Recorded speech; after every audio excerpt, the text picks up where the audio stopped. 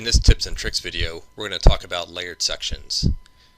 Layered sections is when you have a sandwich-like construction for a thin body. To incorporate this into your model, if we go over to geometry and then we look and we add a layered section, and we can apply that to these different surface bodies. So in this case, we've applied this to a layered section. We select the body of interest, and then we can identify the construction of this layered section using the worksheet. If we look at the worksheet,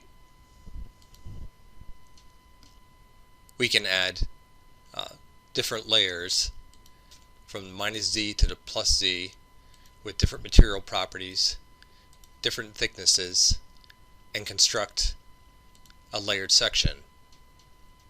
In this case, we have 1 millimeter of structural steel on the top and bottom and 3 millimeters of polyethylene in the middle.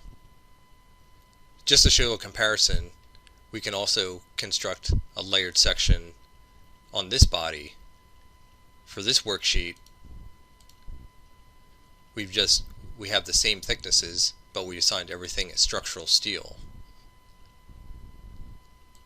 And then finally, just for comparison, we have this surface body, which is 5 millimeters thick, does not have a layered section assigned to it, and is all structural steel. So in this case, this static structural analysis, we have fixed support on each edge and pressure applied to each surface. So these are 3 identical cases. And if we look at the total deformation, we can see that in this first case, where we have the sandwiched layer of steel and polyethylene, it's certainly a lot more flexible and shows greater deformation. These 2 cases show identical results. This is with steel throughout with layers, and this is just homogeneous steel. We can also look at the stresses. These stresses are identical in this case, and then we can also evaluate, when we have layered sections, we can also interrogate stresses, any result we want, by layer. In this case, we're looking at layer 1, which is the bottom, layer 2, which is the middle, and then layer 3, which is the top.